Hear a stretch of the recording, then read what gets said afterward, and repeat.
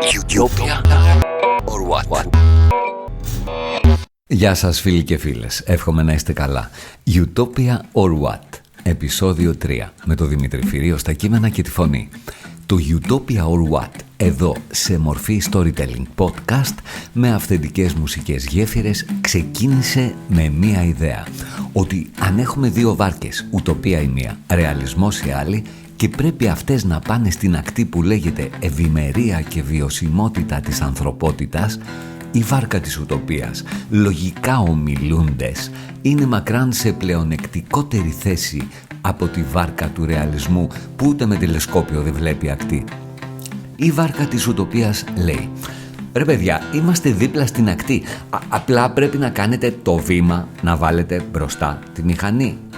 Η βάρκα δε του ρεαλισμού, κάπου κολλημένη σε μια ξέρα της θάλασσας, τελείως χαμένη από την ακτή, φωνάζει: «Όλα καλά παιδιά, κατεβείτε όμως λίγο από τη βάρκα, είμαστε πολλοί και έχουμε κολλήσει στην άμμο». Οπότε ναι, ρίχνουμε ιδέες και ουτοπικά σποράκια προς πάσα κατεύθυνση. Από τον πόλεμο του πρώτου επεισοδίου και την οικονομία του δεύτερου, πάμε αυτή τη φορά στην πολιτική. Άλλη μια προβληματική και ανισόρροπη πραγματικότητα του κόσμου μας. Καλή ακρόαση.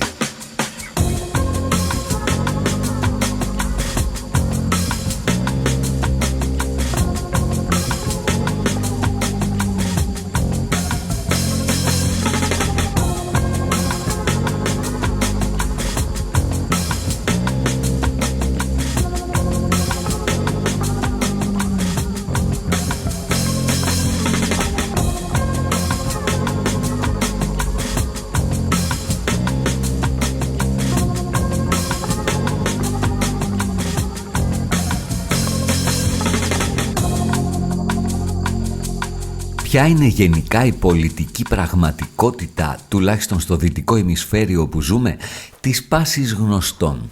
Κάτι δεν πάει καλά. Για την ακρίβεια, κάτι δεν πάει καθόλου καλά. Ή μήπως τίποτα δεν πάει καλά με την πολιτική πραγματικότητα των καιρών? Ο κόσμος βλέπει τους πολιτικούς να μην εργάζονται για το δικό του καλό, να κρύβονται, να φρουρούνται, να κυκλοφορούν με μικρούς στρατούς για την προστασία τους, να παίρνουν αυταρχικές αποφάσεις με περίεργα και σκοτεινά κίνητρα, να αγνοούν τη βούληση των πολλών, να εξυπηρετούν ολιγαρχικά ορατά και αόρατα συμφέροντα, κάνοντας την πολιτική φτηνή, γλιώδη και αποκρουστική. Βιώνουμε τις δημοκρατίες μας, παρά τις λαμπερές τους βιτρίνες, να μοιάζουν αλλά να μην είναι. Ακόμα και έτσι όμως, στις περιορισμένης δημοκρατικότητας κοινοβουλευτικές μας δημοκρατίες, υπάρχουν εκεί στα κόμματα, εκτός από dealers, ακόλουθοι, παπαγάλοι, μεσάζοντες, νταμπατζίδες κλπ. Και κάποιοι και κάποιες που ανοίγουν χαραμάδες για να εισχωρήσουν ανεξάρτητες νέες ιδέες και νέες ιστορίες με νέες καταλήξεις. Και τώρα εγώ θα σας πω μια τέτοια ιστορία. Από όταν ακόμα ο παλιός κόσμος πολεμούσε με νύχια και δόντια να κρατηθεί κυρίαρχος, ο άνθρωπος της ιστορίας πίστευε και εκείνος μέχρι εκείνη την ημέρα ότι όλοι είναι οι ίδιοι. Άρα γιατί να πάει να ψηφίσει? Σιγά μην.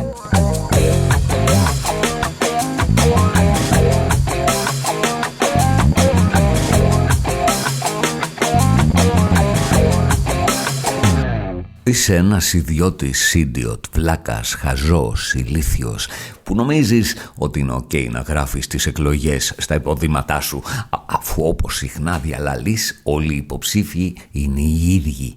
Μάλιστα μπορεί να νομίζεις ότι απέχοντας κάνεις και κάτι εναλλακτικό, επαναστατικό. Τι, πώς, πού, what the fuck? Εσωτερική ταραχή έπαθε ο άνθρωπος. Μόλις είχε βγει από το φούρνο της γειτονιάς όταν άκουσε ξεκάθαρα αυτή τη φωνή. Μέσα του ήταν, αλλά σαν να ερχόταν απ' έξω. Δεν είχε ήχο, αλλά την άκουγε σαν ήχο. Δεν ήταν σκέψη, δεν ήταν δική του. Κοίταξε αριστερά, δεξιά, πάνω, κάτω. Από πού έσκασε αυτή η φωνή? Ήταν ξεκάθαρη φωνή. Είχε και μια περίεργη θεατρικότητα, θα έλεγε. Δεν υπήρχε αμφιβολία και φαινόταν ότι απευθυνόταν σε αυτόν, γιατί οι δύο περαστικοί δίπλα του δεν πήραν χαμπάρι. και μόλις τον είχε αποκαλέσει βλάκα. Αντέδρασε ρωτώντας από μέσα του: «Και εσύ τι είσαι?» «Και αν σου πω είμαι το πνεύμα του πολίτη, θα καταλάβεις κάτι».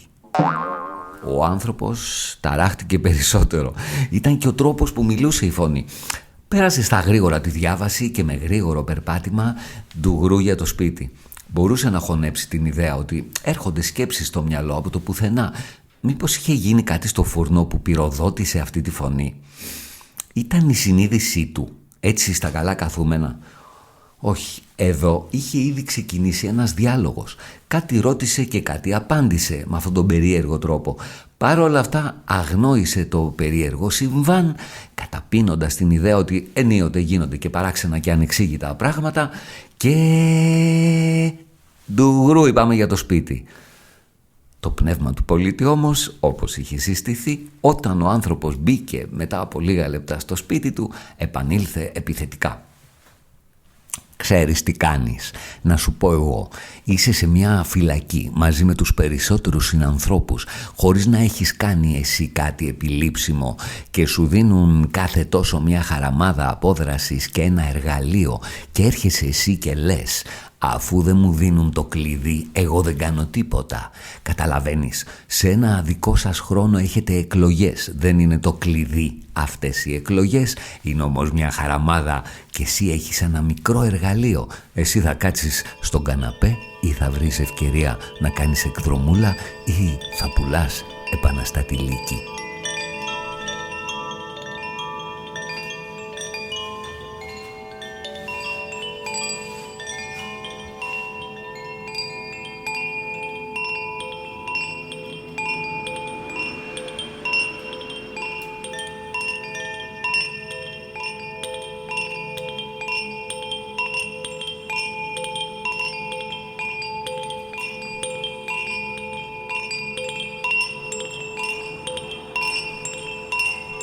Πήγε να φτιάξει τον δεύτερο καφέ. Ήταν Κυριακή. Δεν είχε κάποιο πρόγραμμα. Άπλωσε τα αρτοσκευάσματα στο τραπέζι και είπε μέσα του: «Τέλος πάντων, ας μπούμε σε πολιτική κουβέντα με αυτή τη φωνή την περίεργη από το υπερπέραν.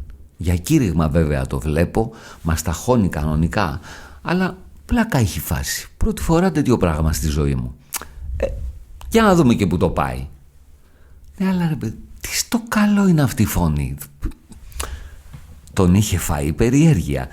Πολύ φυσικά.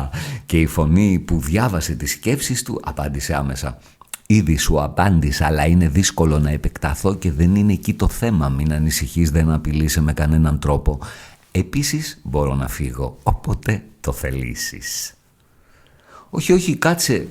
Θα σε κέρναγα και καφέ δηλαδή. Δεν φαίνεται να πίνεις τέτοια πράγματα φυσικά.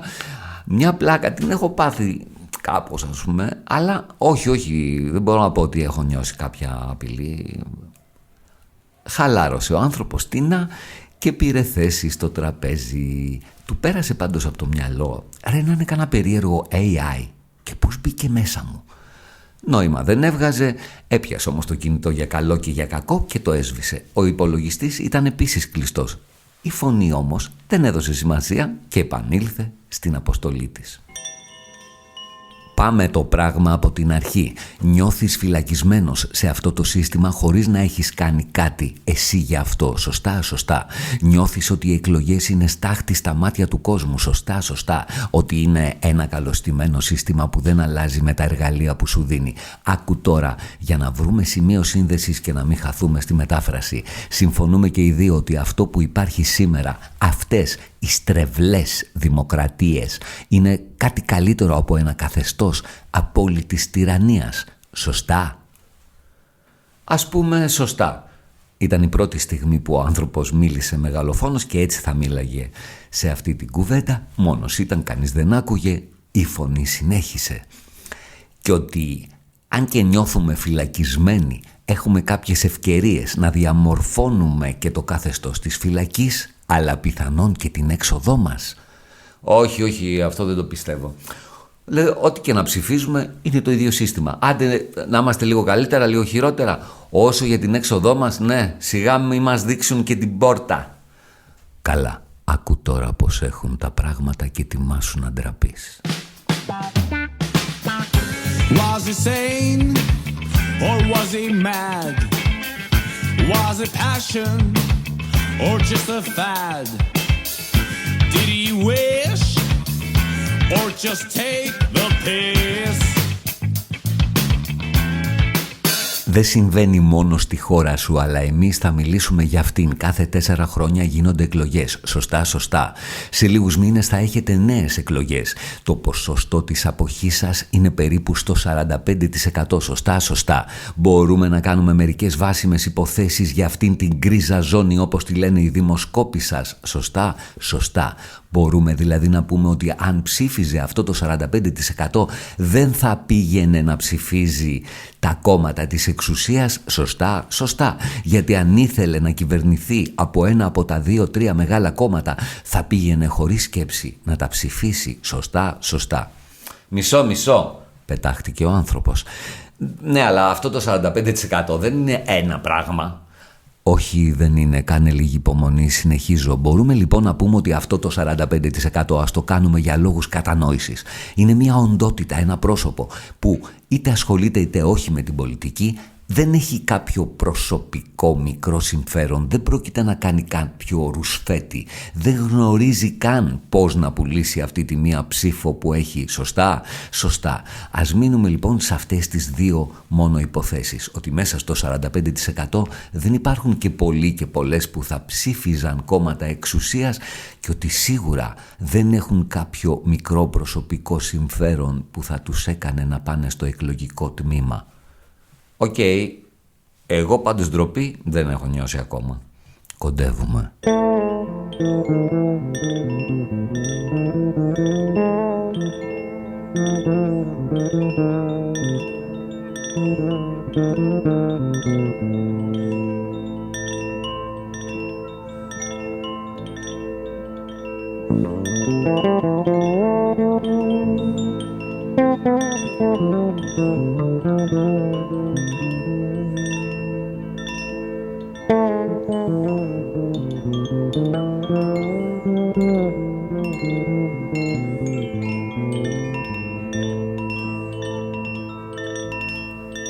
Ρούφηξε με το καλαμάκι τον φρέντο του εσπρέσο και σκέφτηκε αστραπιαία.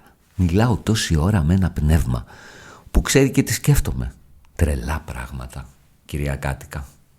Κρατάμε λοιπόν αυτές τις υποθέσεις που είπαμε, κρατάμε και το δεδομένο που ανάφερες ότι αυτό το 45% δεν είναι ένα συμπαγές σώμα. Υπάρχουν πολλές πτυχές. Υπάρχει και η απόλυτη διαφορία, το βαριέμαι, το δεν βαριέσαι, το είμαι ερωτευμένος, δεν ξέρω τίποτα άλλο, αρρώστησα ξαφνικά που να τρέχω κλπ. Τι ποσοστό νομίζεις ότι πιάνουν όλοι αυτοί και αυτές μέσα στο 45%? Εντάξει, ξέρω εγώ, 20%, η μισή, κάπου εκεί. Εγώ πάντως δεν ψηφίζω συνειδητά. Άλλωστε το ξέρεις. Από πού δεν το ξέρω, αλλά τέλος πάντων το ξέρεις. Δεν είμαι και πολύ καλός εγώ με τα φυσικά. Αλλά πιστεύω ότι η ψήφος τρέφει το σύστημα. Και δεν ντρέπομαι. Η φωνή δεν σχολίασε το ντρέπομαι και συνέχισε. Υπάρχει λοιπόν εδώ με βάση αυτό που υπολογίζεις ένα 25% που ενδυνάμει αν πήγαινε να ψηφίσει θα μπορούσε υπό κάποιες προϋποθέσεις να διαμορφώσει ή και να τινάξει το υπάρχον πολιτικό σύστημα στον αέρα. Σωστά, σωστά. Τώρα δεν γίνονται αυτά τα πράγματα. Δεν θα το επέτρεπαν τα κοράκια του συστήματος. Συγγνώμη, ποιος θα σε εμπόδιζε εσένα να πας να ψηφίσεις και ποιος θα σε εμπόδιζε να ψηφίσεις ό,τι πιστεύεις εσύ ότι είναι καλύτερο από τις επιλογές που έχεις? Πάμε λίγο πιο πρακτικά, μήπως το καταλάβεις καλύτερα. Αν τα 3 πρώτα κόμματα αυτούς μπορείς να τους πεις οι όλοι οι ίδιοι είναι, κονταροχτυπιούνται με ποσοστά από 15 μέχρι 25%, τι θα μπορούσε να κάνει ένα κόμμα του 5% αν μαζί του έπαιρνε ξαφνικά τη μισή γκρίζια ζώνη της αποχής? Θα μπορούσε ακόμα και να κυβερνήσει, idiot. Οι άνθρωποι που απέχουν, για σκέψου το, μήπως είναι αυτοί που στην πράξη εμποδίζουν την όποια αλλαγή του υφιστάμενου πολιτικού στάτους? Άμα το πιάσεις αυτό θα μαζευτεί λίγο αίμα στο πρόσωπο, θα τη νιώσεις στην τσίπα.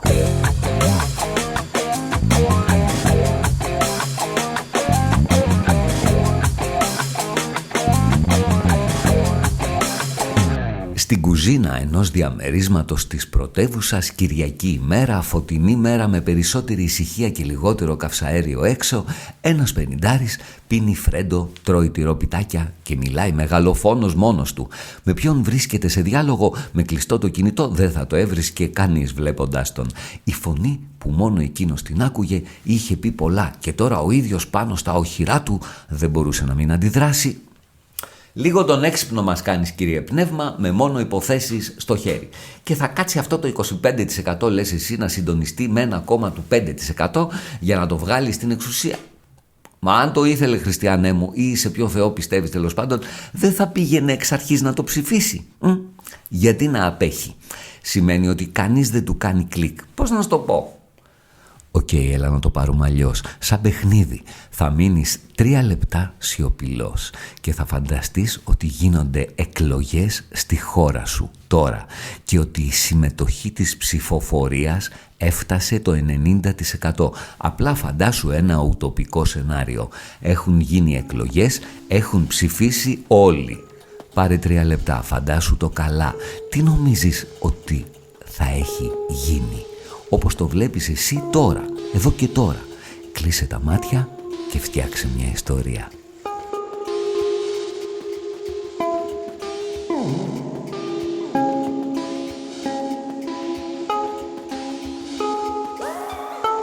Εδώ που είχε φτάσει το πράγμα, έκατσε τα 3 λεπτά που του ζήτησε η φωνή και φαντάστηκε αυτή την ουτοπική κατάσταση. Έχει ψηφίσει όλη η χώρα. Έτσι όπως το είχε σκεφτεί, σχεδόν αυτόματα του έβγαζε εικόνα πολιτικού χάους, το οποίο χάος άλλοτε ξεδιπλωνόταν με τρελά μπάχαλα μέσα σε μια πολυκομματική βουλή με ατελείωτες συνεδριάσεις και πολύ παρασκήνιο και άλλοτε στην ίδια την καθημερινότητα με κοινωνική αναστάτωση, απεργίες, φασαρίες και μια γενικευμένη αντιπαράθεση ενός μεταβατικού κράτους και των πολιτών.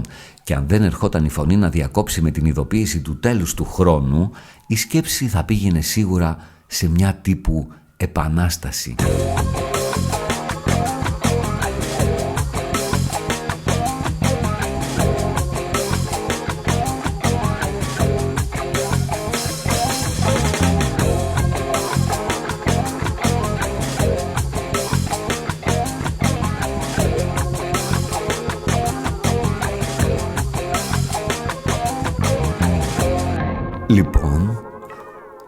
Λοιπόν, χάος θα έβλεπα. Δηλαδή μπορείς να γίνεις πιο συγκεκριμένος. Να, η Βουλή π.χ. θα είχε 10 το λιγότερο κόμματα μέσα, που εννοείται δεν θα μπορούσαν να συνεννοηθούν μεταξύ τους. Δύσκολο να έβγαινε κυβέρνηση και αν έβγαινε θα ήταν ανίσχυρη εξ αρχής. Το ίδιο και η αντιπολίτευση, χωρισμένη και ανίσχυρη. Βασικά ένα χάος με καθημερινό πόλεμο μέσα στη Βουλή αλλά και έξω στην κοινωνία. Ωραία. Ερώτηση. Από τα 10 κόμματα πόσα θα έλεγες ότι εκφράζουν αντισυστημικές θέσεις? 2, 3, 3 ας πούμε.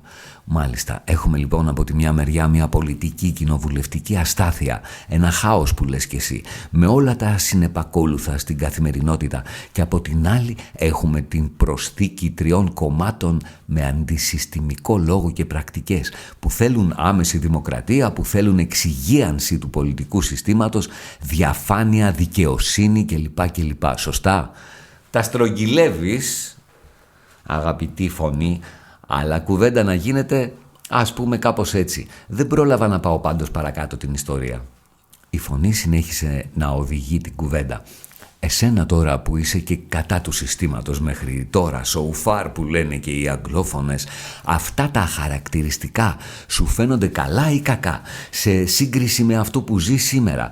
Καλύτερα ένα χάος και μια παρουσία νέων φωνών με θέσεις που πρώτη φορά θα ακούγονταν στη Βουλή, ή καλύτερα να διατηρούνταν τα πράγματα ως είχαν και εσύ να έλεγες το γνωστό όλοι οι ίδιοι είναι κλπ. Πώς αλλιώς νομίζεις ότι θα γκρεμιζόταν ένα ολόκληρο σύστημα χωρίς κάποιο, ας πούμε, χάος? Άρα μήπως αυτό το προσωρινό χάος που μαθηματικά θα έφερνε μία μετάβαση είναι ένα υγιές και φυσικό αναπόφευκτο φαινόμενο? Για σκέψου το. Το βάλτομα είναι η αρρώστια, η βαλτή ψήφος, η στρατοπεδευμένη οπαδική ψήφος. Εμείς είμαστε οι καλοί. Τα ψηφαλάκια που έχουν όρους, τα ρουσφέτια, η διαπλοκή είναι η αρρώστια. Έχω 100 ψήφους, τι έχεις για μένα? Αυτού του είδους οι ψήφοι βγάζουν σήμερα κυβερνήσεις. Οι άλλοι που δεν έχουν τέτοια συμφέροντα, εσύ δηλαδή καλή ώρα, που θα μπορούσαν να ψηφίσουν με κριτήριο το καλό της χώρας και των πολλών, απέχουν. Ερήμην σου οι μικροσυμφεροντολόγοι καθορίζουν τη ζωή σου των συγγενών και διπλανών και φίλων της χώρας όλης. Ντράπηκες τώρα λίγο? Η φωνή είχε πάρει φόρα. Καλά το έλεγε ο άνθρωπος. Κήρυγμα θα ήταν. Για καλό όμως φαινόταν και λίγο αίμα ντροπής μαζεύτηκε η αλήθεια στο πρόσωπό του. Αλλά πριν να το νιώσει για τα καλά η φωνή επανήλθε. Και για να μην αφήσουμε κενά, πόσο ποσοστό έχουν τα 3 κόμματα που στηρίζουν ας πούμε τις ιδέες για πιο άμεση δημοκρατία? Στο δικό σου story. 10, 12, 13. Ωραία. Έχουμε λοιπόν για πρώτη φορά βάλει στη Βουλή φωνές που ακούγαμε μόνο σε μικρά φαντασιακά συλλαλητήρια. Να το κρατάμε κι αυτό. Η αποχή σου κρατάει ακόμα αυτές τις φωνές στα ντουλάπια.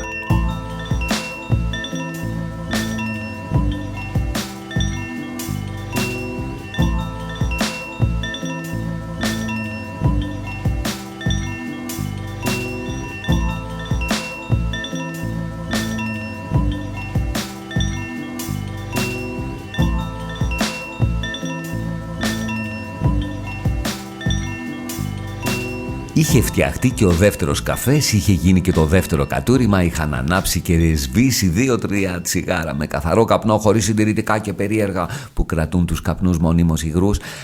Όχι, δεν είχε κουραστεί. Όχι, αυτή η κουβέντα δεν έμοιαζε με καμία άλλη. Αν και τον είχε αποκαλέσει βλάκα, αυτό δεν το ξεχνούσε. Η κουβέντα είχε άλλο επίπεδο, γινόταν σε ένα άλλο επίπεδο, ερχόταν από ένα άλλο επίπεδο. Συνέβη μια μικρή σιωπή, καθόλου απειλητική, καθόλου αμήχανη. Ο άνθρωπος δεν ήταν ο ίδιος, άρχισε να νιώθει, αλλά ακόμα αντιστεκόταν και έσπασε αυτό στη σιωπή. Και καλά, εσύ τώρα πιστεύεις ότι πραγματικά αυτό το λέμε τώρα, 25% πρόκειται να πάει να ψηφίσει και να κάνει τη διαφορά? Το σενάριο ήταν υποθετικό, ουτοπικό, αλλά ναι, φυσικά, αν δεν το κατάλαβες ακόμα, αυτό ακριβώς κάνουμε εμείς. Βοηθάμε τους ανθρώπους που είναι ανοιχτοί να ακούσουν και δεν φρικάρουν με τον τρόπο που γίνεται. Να σημειώσω ότι είναι ο πλέον αποδοτικός τρόπος επικοινωνίας μας μαζί σας. Απευθείας στο ξύπνιο σας με φωνή που την ακούτε καθαρά μέσα σας. Παλιά ούτε να το φανταζόμασταν ότι θα ερχόμασταν σε τέτοια επαφή τόσο άμεση με τους ανθρώπους. Τες πάμε, σε κουράζω με αυτά, ας μείνουμε στο θέμα μας. Βεβαίως λοιπόν και θα γινόταν διαφορά αν πήγαιναν όλοι και όλες τις κάλπες. Η δεξαμενή θα γέμιζε με καινούριο φρέσκο νερό και κάθε μία καινούρια ψήφος έξω από τη λογική του προσωπικού, οικονομικού, πολιτικού ή ιδεολογικού συμφέροντος θα έκανε μεγάλη διαφορά. Και καλά ρωτάω τώρα κι εγώ, αν δεν έχει οικονομικό, πολιτικό, ιδεολογικό κριτήριο η ψήφος μου, τι κριτήριο θα είχε? Για το καλύτερο του προσώπου και των πολλών μαζί. Για το καλό της χώρας, για το καλό όλου του υπόλοιπου κόσμου. Οπότε τι κάνει ένας ευσυνείδητος πολίτης?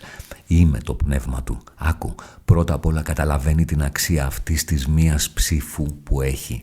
Περνάει από τη δική σου απαξία στην αξία. Θα την τιμήσει αυτή τη μία ευκαιρία. Θα πάρει το εργαλείο να σκάψει τους τοίχους της φυλακής. Και ας μην είναι το κλειδί της εξόδου. Σημαίνει στρώνεσαι στη μελέτη και την έρευνα. Πού θα πάει αυτή η μία πολύτιμη ψήφος? Πόσο βαριά θα είναι? Πόσο θα ταρακουνήσει τα βαλτωμένα νερά?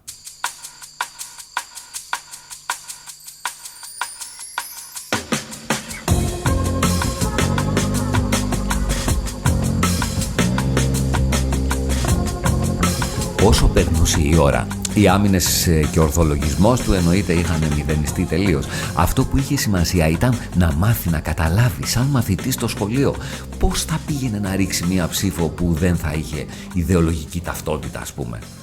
Αγαπητέ μου, αυτή την αλλαγή στο ύφος της φωνής την είχε προσέξει πάντως. Έλα μαζί να τελειώσουμε αυτή την τρομερή διαμάχη, την ιδεολογική. Πέθανε πολλοί κόσμος σε αυτή τη διαμάχη αριστεράς και δεξιάς, να σου πω. Το γνωρίζω, είπε η φωνή. Αυτό είναι το παρελθόν σας, αλλά δεν χρειάζεται αυτό να είναι και το παρόν και το μέλλον σας. Είναι ένας πόλεμος παροχημένος στο σήμερα. Στο εξηγώ αμέσως. Ας πούμε ότι η αριστερά είναι η προοδευτική δύναμη και η δεξιά είναι η συντηρητική δύναμη. Σωστά, σωστά. Σκέψου τώρα λίγο. Αυτές οι δύο δυνάμεις πρέπει για το κοινό καλό να είναι ανταγωνιστικές ή συνεργατικές. Πρέπει κάποια από αυτές να επικρατήσει της άλλης. Πρώτα απ' όλα, γίνεται αυτό στην πραγματική ζωή? Όχι. Είναι σαν να λέμε ότι εσύ μπορείς να είσαι μόνο προοδευτικός, 100% προοδευτικός. Στα 18 σου μπορεί. Και πάλι όχι. Κάπου είσαι προοδευτικός και κάπου είσαι συντηρητικός και αυτό αλλάζει συνέχεια. Σκέψου το λίγο ακόμα. Χτες ανέφηβος φώναζες ότι η ιδιοκτησία είναι κλοπή. Ο Προυντών το έλεγε, για να είμαστε ακριβείς.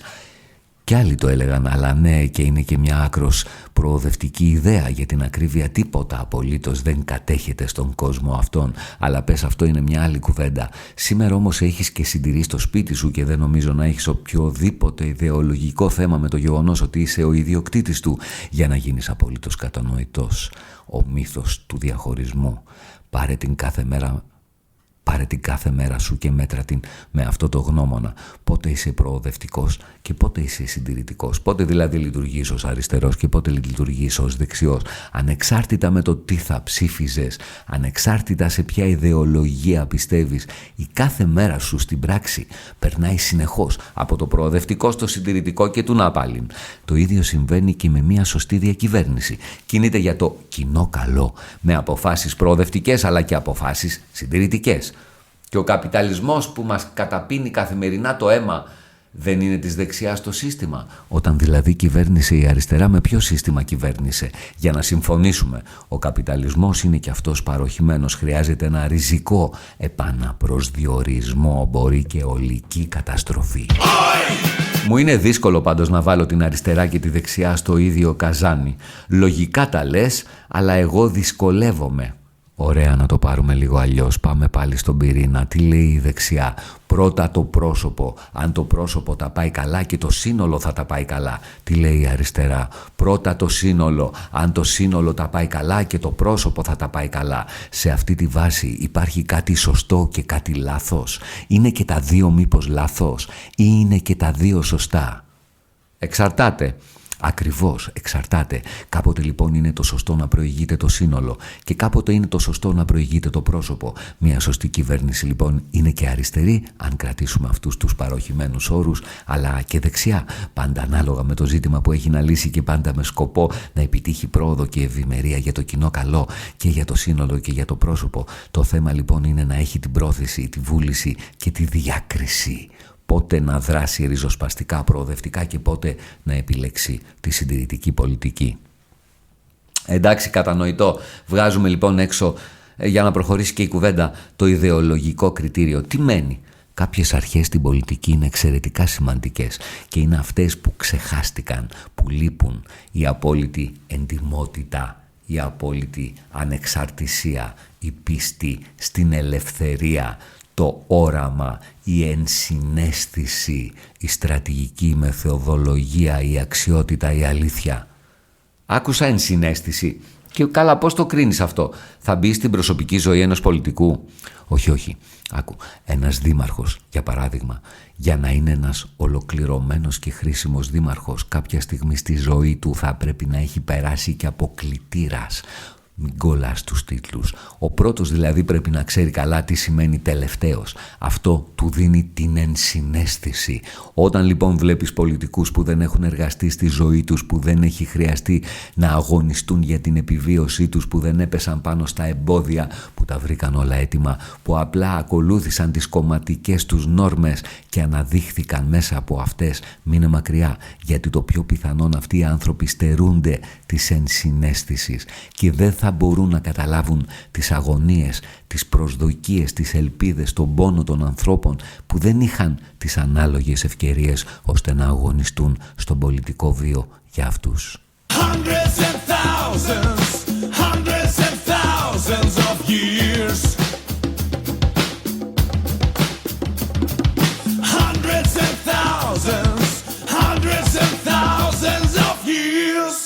Η ικανότητα διάκρισης, το όραμα, η απόλυτη εντιμότητα, η αυξημένη ενσυναίσθηση ήταν τα δεδομένα χαρακτηριστικά που θα έπρεπε να είχε κάθε πολιτικός κατά τη φωνή.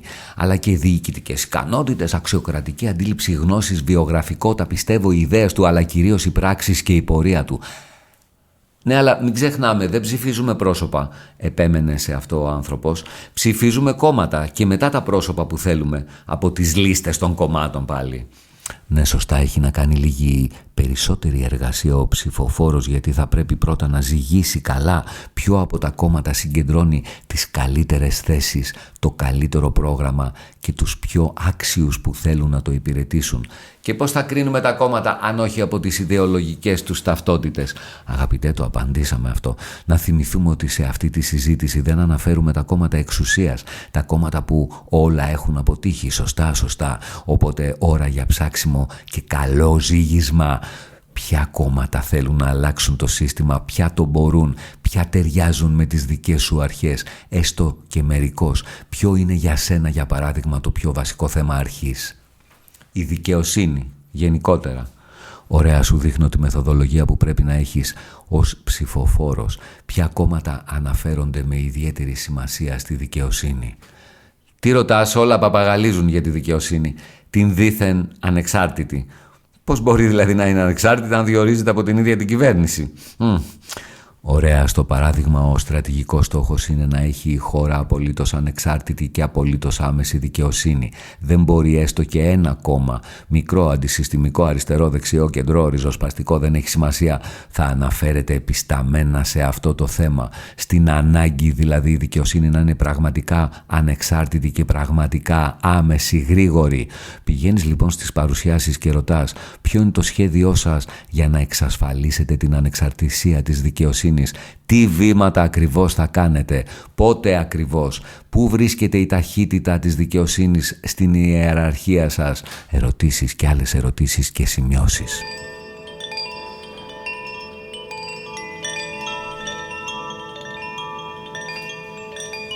Η φωνή συμπλήρωσε τον μικρό μονόλογο της. Επί της ευκαιρίας σου δίνω και μία ερώτηση που κανονικά οι ψηφοφόροι πρέπει να κάνουν και τα κόμματα θα πρέπει να απαντούν. Ποιος θα είναι ο Υπουργός Δικαιοσύνης, για παράδειγμα, στην κυβέρνησή σας? Δεν γίνεται να διεκδικείς την εξουσία και να μην έχεις από πριν τα έστω πιθανά πρόσωπα που πρόκειται να συνθέσουν μια κυβέρνηση. Την πρακτική της λευκής επιταγής πρέπει οι πολίτες να την καλλιεργήσουν στην πράξη, ότι είναι άκυρη. Πριν έρθουν οι πολιτικοί να αλλάξουν τα συντάγματα, λευκή επιταγή ο ψηφοφόρος δεν πρέπει να δίνει τελεία. Γι' αυτό πριν να τη δώσεις την ψήφο, ψήσε τους να καταλάβουν ότι δεν δίνεις λευκή επιταγή. Θα λογοδοτούν, ακόμα και αν δεν είναι ακόμα θεσμικό. Εξασφάλισέ το. Εκεί που οι πολιτικοί πέφτουν στα πόδια σου με υποσχέσεις, εσύ θα μιλάς για λογοδοσία. Αν δεν τηρήσεις αυτά που μου λες, τι θα γίνει? Συγκεκριμένα, σπάσε εκεί όλο το σκηνικό του παλιακού πολιτικάντικου λόγου.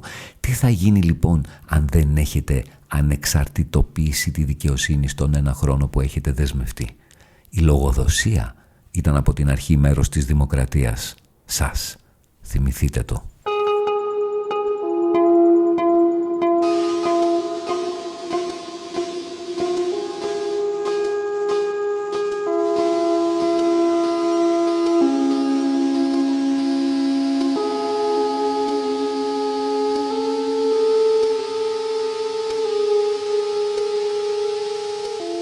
Ο άνθρωπος είχε αναθαρρήσει με τη ροή της κουβέντας. Σηκώθηκε λοιπόν από την καρέκλα και με στόμφο αναφώνησε. Σωστά, εγώ για να σας ψηφίσω θέλω να ξέρω με ακρίβεια αυτό και αυτό και αυτό και αυτό και αυτό. Και όχι μόνο λόγια, θα λογοδοτείτε. Θα βρούμε έναν τρόπο να λογοδοτείτε. Έτσι ναι, να πάμε να ψηφίσουμε. Χαίρομαι που άρχισες να σκέφτεσαι έτσι. Επικράτησε μια μικρή σιωπή. Ο άνθρωπος είχε ντραπεί. Αυτή τη φορά όμως από τη φιλοφρόνηση της φωνής και παίρνοντας λίγο θάρρος είπε να ρωτήσει ξανά μήπως καταλάβαινε τι σοϊ ήταν αυτή η φωνή, από πού ήρθε, που τον βρήκε, γιατί παρόλο που η πολιτική κουβέντα τον είχε απορροφήσει, η υπαρξιακή του περιέργεια ήταν ακόμα τεράστια. Δεν υπάρχει πολύς γραμμικός χρόνος, αγαπητέ μου, για μεταφυσικές κουβέντες όπως θα τις λέγατε εσείς οι άνθρωποι. Χαίρομαι όμως που δεν φρίκαρες με την κουβέντα μας, που έμεινες σε αυτό το διάλογο. Χαίρομαι που κατάλαβες ότι η αποχή ευνοεί μόνο το σύστημα. Χαίρομαι που θα ψηφίσεις στις επόμενες εκλογές και έχω τη σιγουριά ότι η ψήφος σου και άξια θα είναι και τη διαφορά θα κάνει. Καλά, εγώ δεν είμαι καθόλου σίγουρος. Χαίρομαι κι εγώ πάντως, παρά τους αρχικούς χαρακτηρισμούς σου που μίλησα με μία φωνή από το υπερπέραν. Θα έχω να το λέω, περιττό κανείς δεν θα με πιστέψει. Ίσως η φίλη μου η Κατερίνα που ψάχνεται έτσι με αυτά τα πράγματα. Ήταν μια κουβέντα που θα τη θυμάμαι μέχρι να φύγω από αυτή τη ζωή. Πάντως δεν έχουμε συστηθεί κανονικά. Είμαι, θα μπορούσα να πω, αν και δεν είναι ακριβές, το πνεύμα του πολίτη. Αν θυμάσαι, συστήθηκα από την αρχή. Και δεν είμαι ένας ή μία, όπως φαντάζεσαι ακούγοντάς με. Είμαστε μια ομάδα ψυχών που κάνουμε υπηρεσία αυτόν τον καιρό στη γη. Ελπίζουμε να βοηθήσεις. Δεν απαιτούμε, δεν επιβάλλουμε, δεν επεμβαίνουμε. Πώς να βοηθήσω? Επικράτησε νέα σιωπή, που αυτή τη φορά δεν διακόπηκε ούτε από τη φωνή, ούτε και από τη δική του τη φωνή. Μέσα του όμως δεν ήταν καθόλου σιωπή. Πέρασε όλη η κουβέντα τους σε επανάληψη με την πρόσθεση νέων συνειρμών, νέων συνάψεων στο μυαλό του, ενώ παράλληλα άνοιγε το κινητό του, έφτιαχνε τον τρίτο του καφέ. Ήταν περασμένο μεσημέρι πια και αποτελείωνε τα πρωινά τυροπιτάκια. Είχε δίκιο η φωνή. Η αποχή μου ήταν η συνένεσή μου σε αυτά που ήμουν απέναντι. Και όντως είναι μια μικρή χαραμάδα δημοκρατίας οι εκλογές, δεν είναι κάτι παραπάνω. Μπορούμε όμως ψήφο με την ψήφο από μια χαραμάδα να ανοίξουμε πόρτες.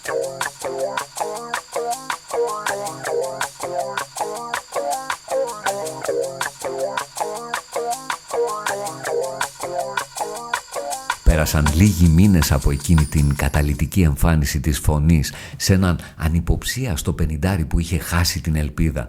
Το πνεύμα του πολίτη φαινόταν ότι είχε χτυπήσει κι αλλού, γιατί πολύ σύντομα στη χώρα δημιουργήθηκε ένα μεγάλο ανεξάρτητο κίνημα με τίτλο «Πάμε να ψηφίσουμε, πάμε να αλλάξουμε τον κόσμο».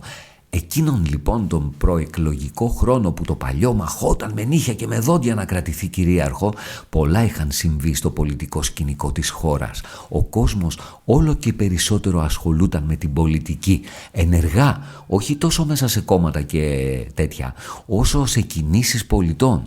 Έτσι τα παραδοσιακά κόμματα αλλά και οι δημοσκόποι είχαν χάσει τον ύπνο τους και αυτές οι κινήσεις, κάτι μικροκόμματα, κάτι μικροπολιτικά κινήματα με καινούργιες ιδέες περί άμεσης δημοκρατίας, περί σημαντικών αλλαγών στο Σύνταγμα, περί εντιμότητας και κοινής λογικής και δικαιοσύνης κλπ.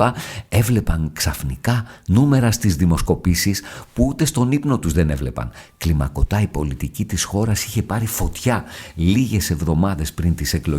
Κανείς δεν ήξερε ποιο θα ήταν το ποσοστό συμμετοχής των ψηφοφόρων, αλλά όλοι μιλούσαν για ένα τεράστιο ρεκόρ που προβλεπόταν σε ολόκληρη την ιστορία της χώρας. Ο άνθρωπος μας που ήταν από τα ιδρυτικά μέλη του κινήματος «Πάμε να ψηφίσουμε, πάμε να αλλάξουμε τον κόσμο», είχε πάρει κι αυτός φωτιά.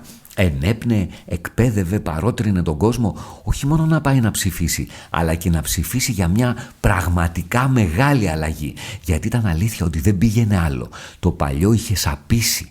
Όσο και να έδειχνε νέο και ζωντανό στον μαγικό καθρέφτη, ήταν νομοτελειακό ότι έπρεπε να αλλάξει. Και αυτό δεν ήταν πια μια ουτοπία, αλλά μια ζητούμενη και αναπόφευκτη ιστορικά ευτοπία. Δεν υπήρχε άλλος χρόνος για χάσιμο, δεν υπήρχαν άλλες αντοχές για μία από τα ίδια και δεν υπήρχαν πια πολλά πράγματα να χαθούν. Ψήφισαν όλοι και όλες.